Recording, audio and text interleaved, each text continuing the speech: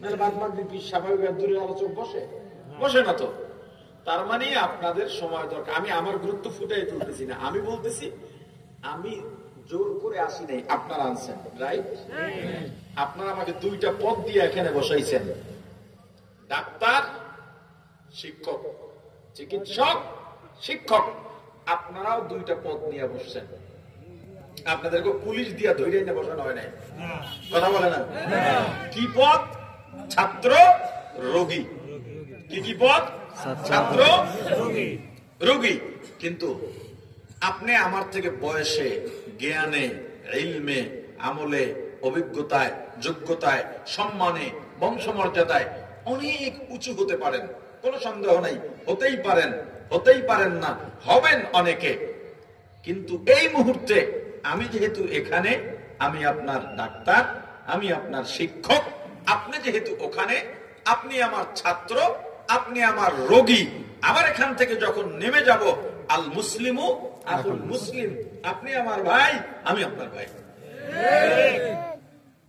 আমার ছাত্রকে কোন পথ দেখাইলে ফুল মার্ক পাবে, আমার রোগীরে কোন ইনজেকশন দিলে, কোন মলম লাগাইলে ঘা যাবে, একটু যদি আমি না চিন্তা করি, কিয়ামতের ময়দানে জাহান্নামের আগুনের সুই সুতা দিয়া আমার জিহ্বা ঠোঁটের সাথে আল্লাহ সেলাই করে দেবেন। আপনারা আমার এমন কোন খালা সম্বন্ধী না, দুলাভাই না, যে আপনাদের এখানে আপনাদেরকে খুশি করতে গিয়া জাহান্নামের ওই সুইয়ের সুতায় আটকা পড়ব। কি কথা বুঝেন নাই? রাজনীতি কেন, ওলামায়ে কেরাম যত পথ আছে এটা দেখাবেন ওলামায়ে কেরাম। যার ভিতরে দিন নাই, নৈতিকতা নাই, মনুষ্যত্ব নাই, সে আপনাকে রাজনীতি বলেন আর পেটনীতি বলেন, কোন পথে আপনাকে দেখাতে পারবে না, সেই যোগ্যতা তার নাই। আপনাদের উচিত, এই ইউনিয়নের সবচেয়ে ভালো যে হুজুরটা আছে, সক্ষম, কিছু আছেন নিরীহ হুজুর, ইবাদত করেন, মানুষের সাথে ভালো ব্যবহার, ঠিক আছে, কিন্তু নিরীহ, সক্ষম না, তাদেরকে না, সক্ষম। আজানের সময় টিভি চলে, প্রথম দিন অর্নিং, দ্বিতীয় দিন ভেঙে লাগবো, এমন সক্ষম হুজুর লাগবে, কথা কয় না। এলাকায় ক্যারাম বোর্ডের যে আসর, এই আসর থেকে গ্রুপিং এর তৈরি হয়, জুয়ার তৈরি হয়, এখান থেকে গীবত শুরু হয়, এখান থেকে রাজনৈতিক মতনৈক্য শুরু হয়, চার দোকানের আড্ডা, এগুলো থাকবে না। সুলেমানি শাসন আমলে কফি আড্ডা নিষেধ ছিল, কারণ এই সব জায়গা থেকেই দুষ্কৃতকারীরা তাদের আলোচনা, তাদের ষড়যন্ত্রের উদ্ভাবন ঘটায়। আমরা কি ফতুয়া বিভাগ, এখন সবচেয়ে বড় ফতুয়া চলে চা স্টলে, আর চা স্টলের যত ফতুয়া সব হুজুরকে বিরুদ্ধে। হ্যাঁ, সক্ষম হুজুরকে আপনারা নমিনেশন পেপার কিনে তাকে দাঁড় করাইবেন যে হুজুর আপনার মতো নেতৃত্ব আমাদের দরকার। এরপর সবাই মিলে, কোনো খরচা হবে না, হুজুরের 1 টাকাও যাবে না, বরং নির্বাচনের কয়েকদিন হুজুরের বাসায় আপনাদের কাছে চাউলের বস্তা যাবে, কারণ তাকে বানাইবেন আপনাদের স্বার্থে, এলাকার স্বার্থে। সেটা না করে হুজুর যদি কেউ দাঁড়ায়, সবাই বেহাইয়ে বেহাইয়ে তাকায়, হুজুর মানুষের এত লোভ কা, এটা বলে। হযরত ওমর অর্ধ পৃথিবীর শাসক ছিলেন, আমিরুল মুমিনিন, খলিফাতুল মুসলিমিন হযরত ওমর রাদিয়াল্লাহু তাআলা আনহু একদিন ইশার নামাজের পর চিন্তা করলেন, আমি তো মানুষ, মানুষের ভুল হতেই পারে। চিন্তাটা দেখেন কোন লেভেলে, আমি মানুষ, আমার ভুল হতেই পারে। আপনি কি এটা ভাবেন ভুল হতে পারে? আপনি ভাবতে পারেন ভুল হতেই পারে, কিন্তু আপনার ভুল ধরলে আপনি তো তেলে বেগুনে লাফান, আপনি তো স্বীকারই করতে চান না। ভুল কইরাও বারবার যুক্তি দাঁড় করান। আপনি যদি বিচার ব্যবস্থার চাপে পড়ে ক্ষমাও চান, তখন বলে বেড়ান, সবাই সিদ্ধান্ত দিয়েছে কি করব, ক্ষমা চাইলাম, তবু সবাই ভালো থাকুক, মানে বুঝাইলেন আমার ভুল হয় নাই, কথা কয় না। অথচ হযরত ওমর অবস্থাটা বোঝেন, অর্ধেক পৃথিবীর শাসক, চিন্তা করলেন আমি মানুষ, আমার তো ভুল হতেই পারে, কিন্তু আমার ভুলটা ধরাইয়া দেবে কে? আল মুমিনু মিরওয়াতুল মুমিন, এক মুমিন আর এক মুমিনের আয়না। আয়নায় দাঁড়াইলে যেমন আমার চেহারায় যদি স্পট থাকে, আমার চুল বাঁকা থাকে, আমার চশমা বাঁকা থাকে, আমার কাপড়ে স্পট থাকে, আমি দেখতে পাই, আমি সংশোধন হয়ে যাই। মুমিন ভাই সেভাবে আয়না, তার সামনে দাঁড়াবো, তার চোখে ধরা পড়বে আমার স্পট কোথায়, উনি বলে দেবেন, আমি বরং এখন যদি বলে দেয় তার শত্রু মনে করি। আমার ভুল হতে পারে, ধরাইয়া দেবে কে? আমি তো শাসক, প্রজারা ভয় হয়তো আমাকে বলবে না, এত বড় শাসক রে ভুল হলে বলে কেমনে? বরং দেখেন না, ভুল যদি হয় নেতাগো উল্টা সামসারা চাঁদে আর কয় নেতা সেই ভুলরে কি কয় সেই। আমার জীবনে একটা বাস্তব অভিজ্ঞতা আছে। আমি লেখাপড়া শেষ করার পর নরসিংদী এক মাদ্রাসা মসজিদে প্রথম জয়েন করেছিলাম। তো ওখানে এক চেয়ারম্যান ছিলেন, উনি মারা গেছে। তো ওনার আশেপাশে কিছু চামচা ঘুরতো সবসময়, 10-15-20 জন এরকম। ওই এলাকাটা ছিল প্রচুর মাছ। আর আমার এটা একটা কপাল ছিল, আমি যত জায়গায় ইমামতি করছি সব জায়গায় মাজারে ভরা ছিল। ফিটাফিটি মাইলপিট করেই মোটামুটি বছরখানিক টিকতে পারছি। যত জায়গায়, এই নারায়ণগঞ্জে আমার বিরুদ্ধে মামলা হয়েছিল, তখন নাসিম ওসমান ছিল, যে শামীম ওসমানের ভাই, তোফাজ্জল ভৈরবীও তখন ছিল। ওখানে আবেদ শাহ গ্রুপ আছে, আমার ছবি দিয়া 4 কালারের পোস্টার এটি ছাপাইয়া শিরোনাম দিছে বর্তমান যুগের নয়া দাজ্জালের আবির্ভাব। 3 থেকে 4টা মামলা করছিল। ওই সময় নারায়ণগঞ্জের স্থানীয় পত্রিকার শিরোনামই ছিলাম আমি, কারণ কখনো অন্যায়ের কাছে মাথা নত করতে পারি নাই। তো যাই হোক, ওখানে ওই চেয়ারম্যান একদিন একটা পেঁপে কিনছে। পেঁপে কিনে সবাই বসে এক ভাগ নিতে। চেয়ারম্যানে খাওয়ার আগে সামসারা খায় কেমনে? চেয়ারম্যান যে কোনো একজনের সাথে বলছিলেন যে এই সাথে যেগুলো থাকে এগুলো কত বড় চামচা, আমি তোমাকে আজকে দেখাবো, চলো। তা আমি তখন ওই মসজিদে আছি, ওই মাদ্রাসায় পড়াই, মাদ্রাসার পরিচালক হিসাবে নিয়োগ নিছি ওখানে। তো ওই যার সাথে তার মানে ইয়াটা কি বলে চ্যালেঞ্জটা হয়েছে, যাকে বুঝাবে, উনি আবার আমারে বলছে যে আপনি যেটা বলছেন ওইটা আজকে প্রমাণ হবে। কারণ আমি বলছি এগুলো যে এদের আশেপাশে যারা থাকে সবগুলো চামচা, চেটে চলে, কিটে চলে, চেটে চলে। দেখেন না প্রিয় অভিভাবক, আপনাদের এখানে সুপ্রিয়া পোস্টারে নাম নাই। আগে পোস্টারে আওয়ামী লীগের লোক দিয়ে নাম ভরা ছিল, এখন পোস্টার বিএনপি ক্ষমতায় যায় নাই, এরপরও এখন মাহফিলের পোস্টার বিএনপি নেতা নাম দিয়ে ভরা। সিস্টেম একই আছে, লোক পাইলে গেছে। কি এক আজব দুনিয়ায় বাস করতেছি, বুঝতেছেন? নিজে খাইয়া চেয়ারম্যান বলতেছে, ওফ এটা তো পেঁপে না, কাঁঠালও ফেল। বাস সব দিতে কইল, চেয়ারম্যান সাহেব কি কাঁঠাল, এ তো কাঁঠালকেও ফেল করে ফেলাইতেছে। এখন সবাই কি বললো? কাঁঠাল। তো বাজারে যে ঝাড়ু দেয় ওর জন্য একটা কভার রাইখা দিছে, একটা কোষ কাইটা চেয়ারম্যান নিজে ওরে ডাকছে, এটা খাতো, খাইছে। কেমন লাগে? পেঁপে আবার কেমন লাগবে? অনেকে দি কয় কাঁঠালের মতো লাগে না, কয় কোন শালায় পেঁপে আবার কাঁঠাল হয় কেমন? পেঁপে আবার কাঁঠাল হয় কেমনে? কথা তো এইটাই, কথা কথা। এরা তো চেটে চলে। এই রাজনীতির যে একটা অপব্যবহার বাংলাদেশে আজ পর্যন্ত, পুঁজিবাদী আব্রাহাম লিঙ্কনের পুঁজিবাদী কুফরি গণতন্ত্রের ধারক বাহকরা কখনো দেখবেন না নেতায় ভুল করছে, নেতাও সেটা স্বীকার করছে বা কর্মীরা স্বীকার করছে, বরং একজন একজনের কয় চোর, কথা কয় না, একজন আর একজনের কয় চোর। ইসলাম না মানলে আপনি কোথাওই শান্তি পাবেন না। মূল শান্তি ইসলামে, বুঝি কিন্তু মানি না। কেন? ওই যে ইসলাম মানতে গেলে, আমি এরপরে চাঁদপুরেও ছিলাম, আপনাদের পার্শ্ববর্তী জেলা। আমি জুমা পড়াই, জালালাইন পড়ি, তখন তার সিরে জালালাইন পড়ি চাঁদপুরে, জুমা পড়াই, প্রচুর মানুষ আসতো, ছাত্র জমানায় জুমা পড়ে, দূর থেকে মানুষ 11টায় চলে আসতো। ওখানে আমার একটা বন্ধু ছিল, সবসময় একসাথে চলতাম, কিন্তু শুক্রবার আমার পিছনে জুমা পড়তো না।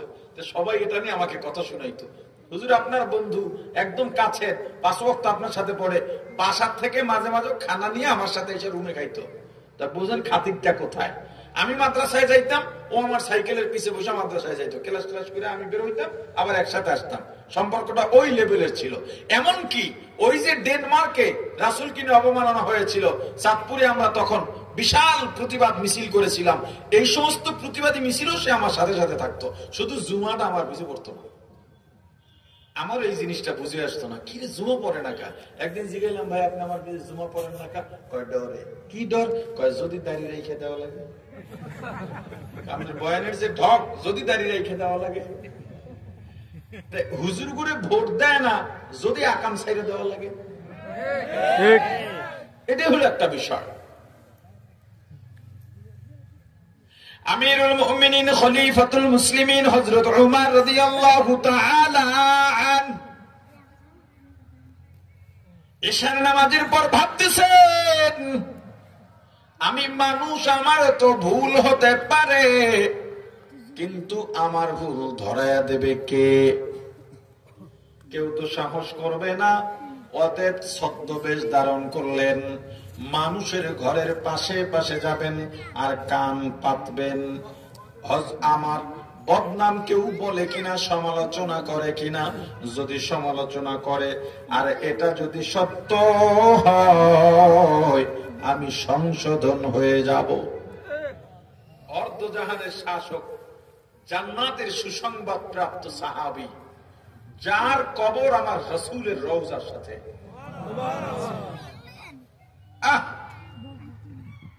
এখানে একটা মাসালা আছে, যদি কেউ মাসালা জেনে থাকেন তাহলে আপনি আমাকে প্রশ্ন করবেন। সুআলে মুকাদ্দার, কারো ঘরে কান পাতা বা আরি পাতা তো জায়েজ নাই। আরি পাতা বুঝেন না? 4-5 জন এখানে বসে কথা বলে, আপনি একজনে পাঠাইছেন এই ওই পর্দার দাঁড়াতি সন্ধি কি বলে, এটার আরি পাতা বলে। এটা কি নাই? এখানে অনেকের অ্যান্ড্রয়েড মোবাইল আছে না?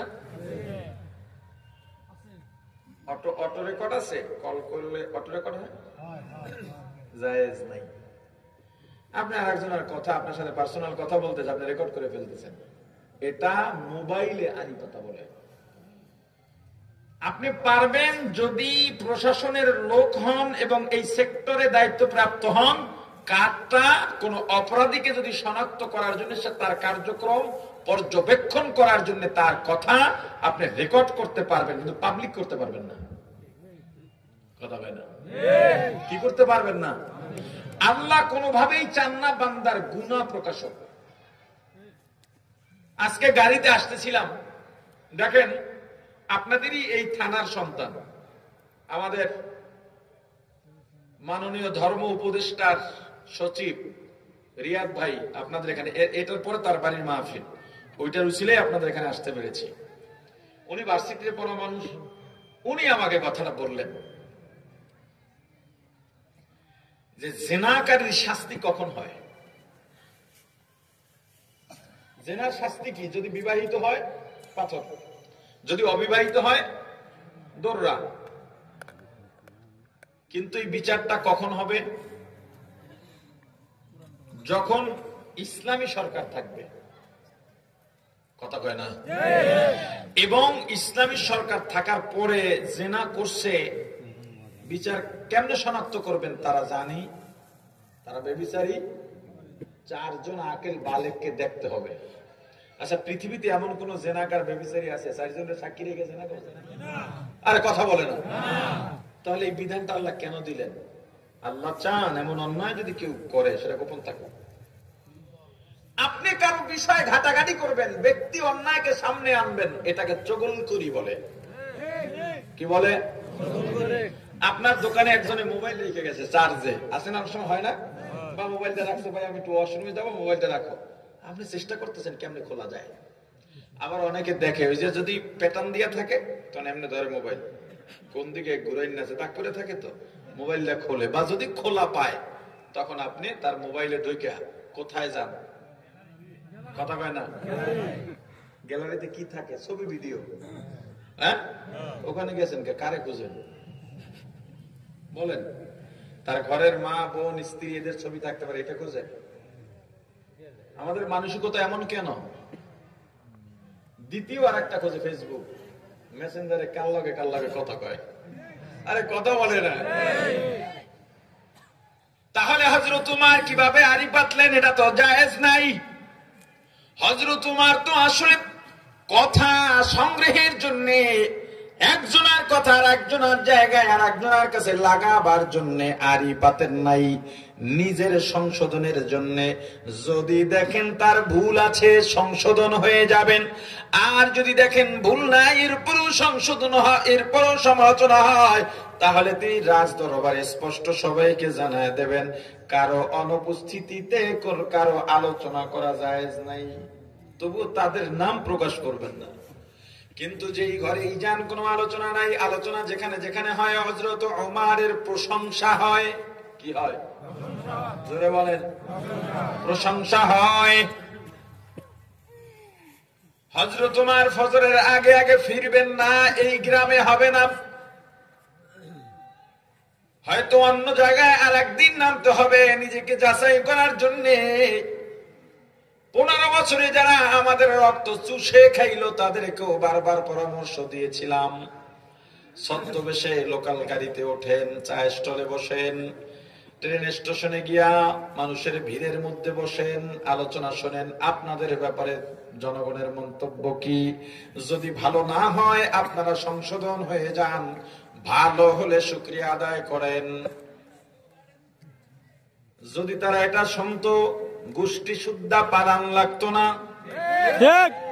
পৃথিবীর ইতিহাসে বহু স্বৈরাচারের পতন হয়েছে, কিন্তু স্বৈরাচারের পতনের সাথে সাথে তাদের যত সহযোগী আছে, প্রশাসনের এমনকি প্রশাসন সহযোগী, তাদের মিডিয়া সহযোগী, তাদের অঙ্গ সংগঠন নেতা কর্মী, সব সংসদ সদস্য মন্ত্রী একসঙ্গে পালিয়েছে। এটা পৃথিবীর ইতিহাসে বাংলাদেশে এটাই প্রথম। কি শিক্ষা পাইছেন এখান থেকে বলেন তো? কি শিক্ষা পাইছেন এখান থেকে? শিক্ষা এটাই, যারা জুলুম করবে তাদের স্থায়িত্ব নাই। এমনও জীবন করিও গঠন, মরিলে হাসিবে তুমি কাঁদিবে ভুবন। এমনও জীবন করিও না গঠন, মরিলে কাঁদিবে তুমি হাসিবে ভুবন। এমন একটা জীবন গড়েও না তোমার পেছনে মানুষ আল্লাহর দরবারে দোয়া করে, আল্লাহ এই জানোয়ার থেকে, জালিম থেকে আমাদের বাঁচাও। বরং এমন একটা জীবন গড়াও, তুমি মারা যাওয়ার খবর পাইলে এলাকার ঘরে ঘরে কান্না শুরু হয়ে যায়, তোমার জন্য দোয়া চাই। তুমি কি দেখো নাই বাংলাদেশে কত আলেম মারা যাওয়ার পর বাংলাদেশের ঘরে ঘরে দোয়া হয়েছে, মসজিদে মসজিদে দোয়া হয়েছে, তেলাওয়াত হয়েছে, দরুদ হয়েছে। মুসলমান মারা গেলে আমরা কি বলি? আলহামদুলিল্লাহ করে বলি। চিন্তা করে, মুসলমান মারা গেলে আমরা কি বলি? জোরে বলেন, ইন্না লিল্লাহি ওয়া ইন্না ইলাইহি রাজিউন। কিন্তু দেওয়ানবাগী মারা যাওয়ার পর কি বলছি? আলহামদুলিল্লাহ। কেমন জীবন গড়াইলা? তুমিও মারা যাওয়ার পর পোলাপান ফেসবুকে লেখে আর একটা উইকেটের পতন। এমন জীবন গড়াও না, ক্ষমতা চলে গেলে, টাকা পয়সা চলে গেলে, সম্মান প্রভাব চলে গেলে পালিয়ে বেড়াতে হয়। বরং এমন একটা জীবন গড়াও, ক্ষমতা চলে গেলেও তোমার অবস্থান স্বমহিমায় থেকে যায়। প্রাণের ভাই আমার, হযরত উমর রওনা দিয়েছেন ফজরের আগে আগে। হঠাৎ শেষ বেলা একটা কুড়ে ঘর, মার মেয়ের কথোপকথন চলতেছে। কথার মধ্যে ওমর শব্দ শোনা গেছে। হযরত ওমর দাঁড়িয়ে গেলেন। ওমর শোনা যায় দেখি আমাকে নিয়ে কি আলোচনা করে। মা তার মেয়েকে জিজ্ঞেস করতেছে, ছাগলের দুধ কি দহন করছো? বকরির দুধ কি দহন করছো? মেয়ে বলে, দহন করছি, কিন্তু একটা দুঃসংবাদ আছে, অন্যান্য দিনের থেকে আজকে দুধ কম হয়েছে। মা বলেন, সর্বনাশ, তাহলে আমাদের নিয়মিত কাস্টমার যে কয়েকজন আছে, একজন কাস্টমারকে আমরা দুধ দিতে পারবো না, বিদায় হয়ে যাবে, অন্য জায়গার কাস্টমার হয়ে যাবে। মেয়ে ডাক দিয়া বলে, মা তাহলে কি করা যায়? মেয়ের মা জবাব দিয়া বলে, টেনশন নাই, আজকে দুধে একটু পানি মেরে দাও। কথা বলে না? দুধের মধ্যে পানি মারা লোক আপনাদের এই নাঙ্গলকোট এলাকায়, এলাকার নাম কি, খার ঘর এলাকায় নাই?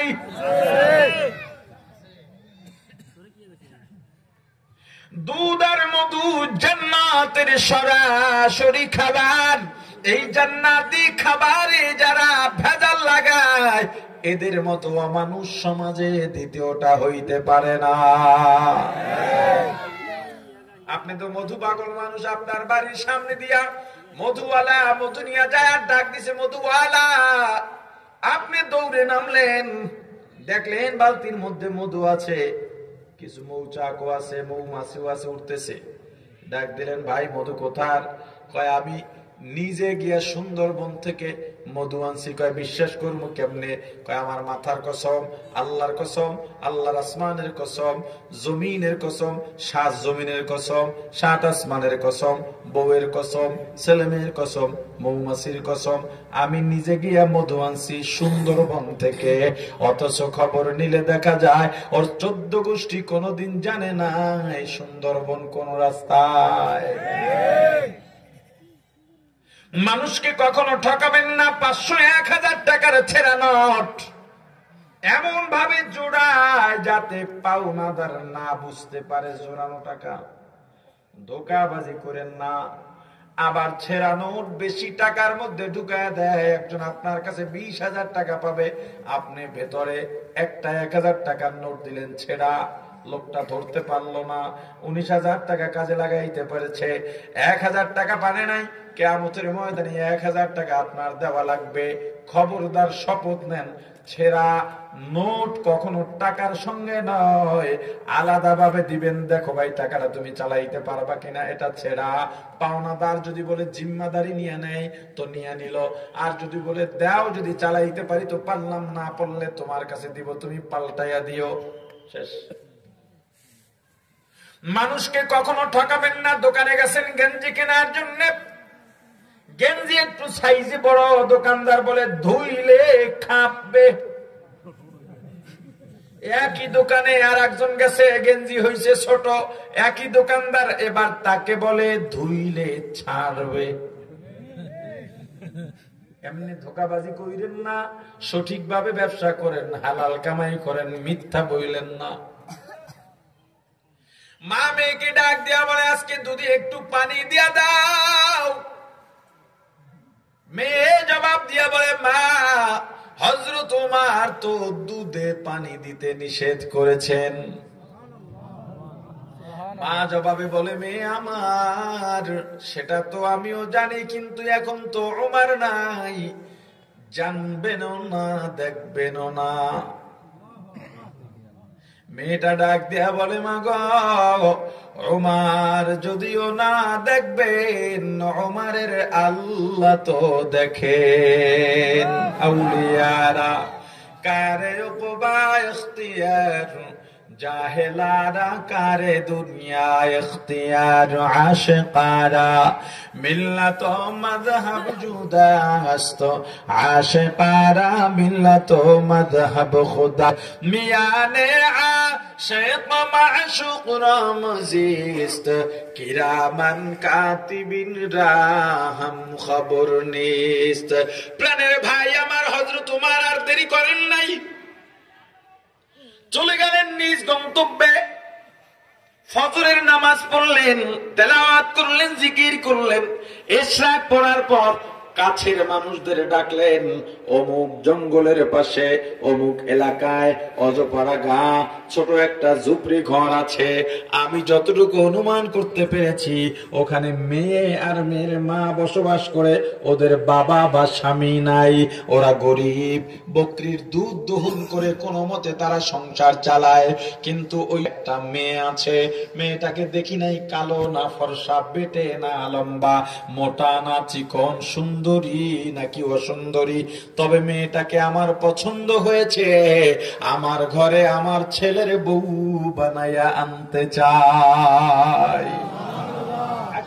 हकीकत से तो दुनिया बेखबर है, दुनिया की नुमाइश पर नजर है नमी गुयाम के आज दुनिया जुदाबाश बगर कारे के बाशिबा खुदा बाश सिस्ते दुनिया आजू खुदा गाफिल बुदन नए कमाशों नुकरा गोफर जिंदोजान दुनिया में हो दुनिया का तलबगार नहीं हो,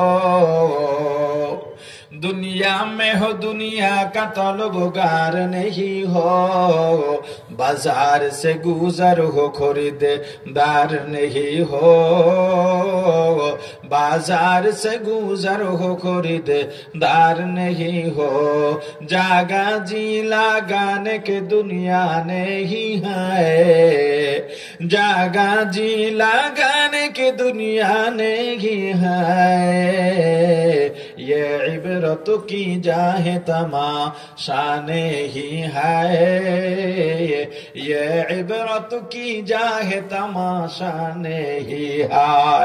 हजरत उमर दु জাহানের শাসক কুড়ে ঘরের গরিব এক মেয়ে যাকে দেখেনো নাই সুন্দরী নাকি কালো, বেটে না লম্বা, বংশমর্যাদা কেমন, সম্পদ আছে না নাই, নিজের সন্তানের বউ বানাইতে চাইলেন কারণ কি? আবেদা জাহেদা সলেহা। যুবক তুমি বিয়ে করবা যারা কইরা ফেলাইছো, কাম তো সারা, তোমার ঘর এখন জান্নাত না জাহান্নাম তুমি জানো। যদি তোমার ঘর জাহান্নাম হয়ে থাকে তোমার হাতের কামাই। যুবক তুমি যখন বিয়ে করবা তোমার কাজ কি, অনেক দায়িত্ব আছে, ওগুলো বলবো না। বিয়ে যখন করবা তুমি দেখবা মেয়েকে, দেখতে যখন যাইবা বাবা দুলাভাই বন্ধু বান্ধব নিয়ে দল পাকাইয়া গরুর বাজারের মতো হাটে উঠাইয়া দেখবা। তো কে দেখবে? পুরুষদের মাঝে শুধুমাত্র ছেলে, ছেলের বাপেও না, দুলাভাই সারা দেখবো না, বইনের একটা সতী নেই না, সমস্যা কি? তুমি একা দেখবা আর কেউ না। মহিলাদের মধ্য থেকে যদি দেখতে চায় একাধিক মহিলা দেখতে পারে, দেখবা, দেখার পরে গুণ কি কি যাচাই করবা। এক নম্বরে দেখবা পর্দানসীন কিনা, মেয়েটার গলার সাউন্ড কোন পরপুরুষ পাইছে কিনা। খবর নিয়ে যদি দেখো দিনদার, পরপুরুষও তার গলার আওয়াজ পায় নাই, এই মেয়েকে প্রাধান্য দাও। টাকা না থাকলেও সমস্যা নাই, সম্পদ না থাকলেও সমস্যা নাই, ক্ষমতা না থাকলেও সমস্যা নাই, সুন্দরী না হলেও সমস্যা নাই, ঘরটা জান্নাতের বাগান হবে। সুন্দরী আছে, টাকা আছে, ক্ষমতা আছে, দিন নাই, কিছুই নাই। টাকা দিয়া শান্তি কেনা যায় না, বুঝবি না রে যুবক। ঘরের শান্তি দুনিয়ায় বসবাসের জন্য অনেক বড় দরকার, এজন্য দিনদার লাগবেই। দিনদার পাইছো, এরপরে যদি সুন্দরী হয় আলহামদুলিল্লাহ, টাকাওয়ালা হলে সুম্মা আলহামদুলিল্লাহ, কিন্তু কিচ্ছু নাই, দিনদারি আছে মনে করবা দুনিয়ার সবচেয়ে বড় সম্পদ। দিনদারি নাই, সব আছে কিছুই নাই, হিসাব সোজা। দিনদার দেখো, বড় লোক দেখো না। হযরত ওমর ছেলের বউ বানায় নিলেন, ঘর থেকে বের হচ্ছেন, পুত্রবধূ ঘরের কাছে দরজায় এসে দাঁড়ায় রইছেন। মুরব্বী যখন ঘর থেকে বের হয়, শ্বশুর যখন ঘর থেকে বের হবেন, স্বামী যখন ঘর থেকে বের হবেন, হে মহিলারা, বের হওয়ার সঙ্গে সঙ্গে দরজাটা লাগায় দেবা না, এটা তাকে অপমান করা। চোখের সীমার বাইরে যখন চলে যাবে তখন দরজা লাগাবা। শুনছি অনেক মহিলারা বউ স্বামী বেরোইছে, তর্ক বেরো যেতেছে, বের হওয়ার আগে দাম করে দরজা লাগাই দিচ্ছে। শুধু একটু আচরণ তোমাকে জাহান্নামে নেওয়ার জন্য যথেষ্ট, এটা করবা না। হযরত উমর পুত্রবধূকে ডেকে বললেন, মা, তোমার প্রতি আমার একটা আবদার আছে। বলে, আব্বা বলেন। ও মা, আমি যখন ঘর থেকে বের হয়ে যাব, তুমি আমাকে শুনিয়ে শুনিয়ে একটা কথা বলবা। ওমর যদিও না দেখেন, ওমরের আল্লাহ তো দেখেন। আল্লাহর উপস্থিতির ভয় পাইয়া গুনাহ না করা, চোর চুরি করার জন্য রওনা হয়। অন্ধকার রাত, কেউ নাই, কেউ দেখে না, চুরির মাল সামনে আছে, চুরি করে বিক্রি করে টাকা হজম করবে, কেউ বলতেও পারবে না। এমন সুযোগের সময় হঠাৎ করে চোর যদি চিন্তা করে, কেউ যদিও না দেখে, ওমরের আল্লাহ তো দেখেন। এই চিন্তা করে চোর যদি চুরি না করে ফিরে যায়, আল্লাহ বলেন, ওরে চোর, একটু আগে ছিলি চোর, ফেরেশতারা চুরির গুনাহ লেখার জন্য প্রস্তুত ছিল। আমি আল্লাহর উপস্থিতির ভয় পাইয়া চুরি করলি না, এই একটু আমলের জন্য একটু আগে ছিলি চোর, এখন হয়ে গেলি মুত্তাকি। আমি আল্লাহ ঘোষণা করে দিলাম, ফাইনাল জান্নাতা হিয়াল মাওয়া, তোর ঠিকানা হলো জান্নাত। পাহাড়ের অন্ধকার, ঘরের দরজা বন্ধ, কেউ নাই, কেউ দেখে না, টেবিলের নিচ দিয়ে লেনদেন করো, কেউ দেখে না, কিন্তু কে দেখেন? তুমি যদি আল্লাহর উপস্থিতির ভয় অন্তরে লালন করে গুনাহ থেকে ফিরে থাকতে পারো, আল্লাহ বলেন, ফাইনাল জান্নাতা হিয়াল মাওয়া। 2 নাম্বার গুণ, নাহান নাফসা আনিল হাওয়া, মনের খাহেসাতের বিরুদ্ধে কাজ করা। মনের বিরুদ্ধে কাজ করা নয়, মন তো নামাজও পড়তে চায়, মনের বিরুদ্ধে গেলে তাহলে তো নামাজও বাদ দেওয়া লাগে। এখানে আল্লাহ স্পষ্ট বলেছেন, হাওয়া খাহেস গুনার ক্ষেত্রে ব্যবহার হয়। মন চায় মিথ্যা বলতে বলবো না, খাহেসের বিরুদ্ধে কাজ করা। মন চায় গান শুনতে শুনবো না, মন চায় সিনেমা দেখতে দেখবো না, মন চায় হারাম খাইতে খাবো না, এক কথায় মন চায় গুনাহ করতে করবো না। আল্লাহ বলেন, ফাইনাল জান্নাতা হিয়াল মাওয়া, হে পরহেজগার, তোর জন্য জান্নাত হলো ঠিকানা। এই জান্নাত থেকে এলাম, ওই জান্নাতে যদি যাইতে চাই, কয়টা গুণ লাগবে? 1 নম্বর, আম্মা মান খাফা মাকাম রাব্বিহ। 2 নম্বর, নাহান নাফসা আনিল হাওয়া। যদি সংক্ষেপে বলি, 1 নম্বরে মুত্তাকি হওয়া লাগবে, 2 নম্বরে পরহেজগার হওয়া লাগবে। আল্লাহ এই 2টা গুণ আমাদেরকে অর্জন করার তৌফিক দান করেন, বলেন আমিন।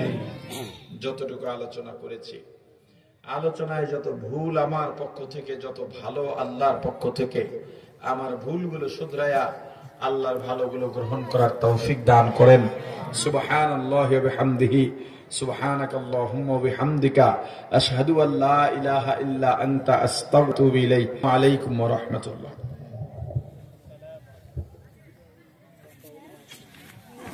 সংগ্রামী মুসলিম তাওহীদি জনতা, মুসলিম তাওহীদি জনতা,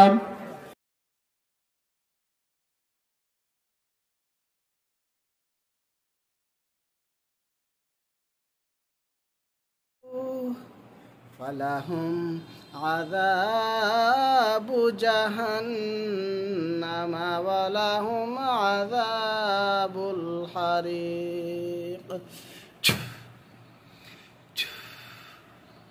এই রোগীকে যতগুলো জিন যেখান থেকে ডিস্টার্ব দিচ্ছ, তোমরা যদি সত্যিকারের জিন হয়ে থাকো, এখন এসে হাজির হও, দ্রুত হাজির হয়ে রোগীকে পিছনে সহায় দাও, তাড়াতাড়ি এসে হাজির হও, হাজির সাও। আস্তাগফিরুল্লাহ রাব্বি মিন কুল্লি যামবিন ওয়া আতুবু ইলাইহি, লা হাওলা ওয়া লা কুওয়াতা ইল্লা বিল্লাহিল আলিয়্যিল আযীম। সম্মানিত ভিউয়ার্স, দেশ এবং দেশের বাইরে যে যেখান থেকে আমাদের এই ভিডিওটি দেখছেন, কোরআনের চিকিৎসা কেন্দ্র রুকিয়া সেন্টারের পক্ষ থেকে সকলকে আন্তরিক শুভেচ্ছা ও অভিনন্দন জানাচ্ছি। আমি কামরুল ইসলাম শাকির।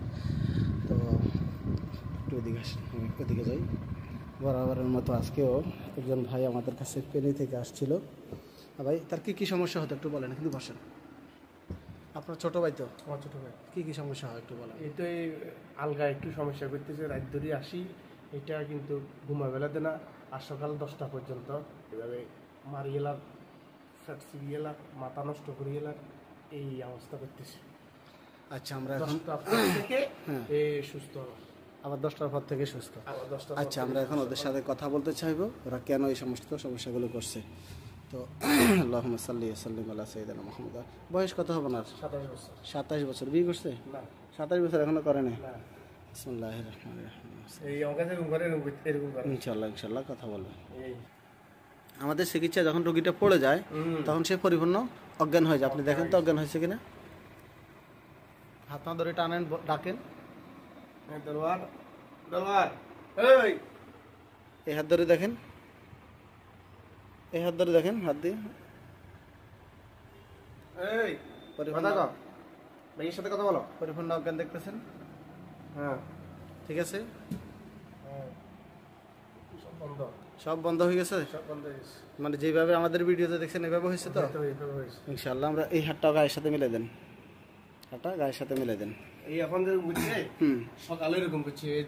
ইনশাআল্লাহ আমরা এখন নামাজ পড়া থেকে এটা বহুত খারাপ। এটা সকালে ফজর নামাজ পড়ার পরে যেন এই লোকের ধরে ফজর নামাজ পড়ার পরে ফজরও পরে জানে। ফজর নামাজ পড়ার পরে রাত 4টা তুমি ঘুম বন্ধ করে দিবে, রাত 3টা তুমি ঘুম বন্ধ করে দিবে। হ্যাঁ আচ্ছা সমস্যা হবে না ইনশাআল্লাহ, পেরেশান হবেন না। আল্লাহ পাক সবকিছুর ক্ষমতাবান এবং আল্লাহ পাক অসুস্থতাও দান করেন, সুস্থতাও দান করেন। কোনো মানুষের উসিলায় সে অসুস্থ হলে আবার কোনো মানুষের উসিলায় আল্লাহ পাক তাকে সুস্থ করে দেবে ইনশাআল্লাহ। তো আউযু বিল্লাহি মিনাশ শাইতানির রাজিম। আমাদের নামাজের সময় হয়েছে তো আমি এখন কথা বলবো না, হত্যা করে দিব।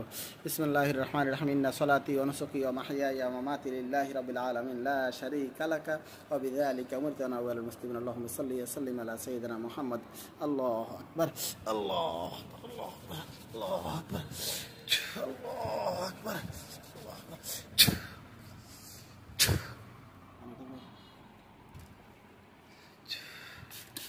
নাম কি? দেলোয়ার হোসেন। দেলোয়ার ভাই আল্লাহু আকবার বলেন। আল্লাহু আকবার, আল্লাহু আকবার বলেন। আল্লাহু আকবার, আল্লাহু আকবার বলেন। আচ্ছা আচ্ছা হঠাৎ লাড়ান, হাত মুট করেন, হাত মুট করেন, শক্তি আসবে। হাত উঠেন। হ্যাঁ আস্তে আস্তে কষ্ট করে উঠতে হবে, একটু উঠতে একটু কষ্ট হবে অবশ্যই। ধরে উঠে না, আস্তে আস্তে নিজে নিজে উঠতে হবে, কারণ পুরো শরীর ওরা চলে গেলে তখন মৃত্যু হয়ে যায়, তখন পুরো শরীর দুর্বল হয়ে যায়। হ্যাঁ আস্তে উঠেন, আল্লাহু আকবার বলেন, তাহলে শক্তি আসবে। বলেন আল্লাহু আকবার, আর একটু জোরে বলেন আল্লাহু আকবার, জোরে বলেন, মুখ খুলি বলেন। আল্লাহু আকবার জোরে না বললে শক্তি আসবে না, উঠতে পারবেন না। আল্লাহু আকবার দেন, উঠেন। আল্লাহু আকবার আর জোরে বলেন, মুখ খোলেন, হাত মুট করেন, হাত মুট করেন, হাতটা মুট করেন, হাত মুট করো, দেন দোনো হাত মুট করেন, চোখ মালেন, চোখ মালেন, দেন এবার জোরে বলেন আল্লাহু আকবার, আল্লাহু আকবার জোরে বলেন। দেন উঠেন, আলহামদুলিল্লাহ। হ্যাঁ উঠে যান, উঠে যান, উঠে উঠেন। আল্লাহু আকবার জোরে বললে উঠতে পারেন। দেন একটু হাঁটেন, দেন উঠে দাঁড়া যান। ভাই আপনার হাতে তাবিজ, এই জন্য তো আপনার সমস্যা ক্লিয়ার হইতে কষ্ট হইতেছে। তাবিজটা খুলে ফেলেন,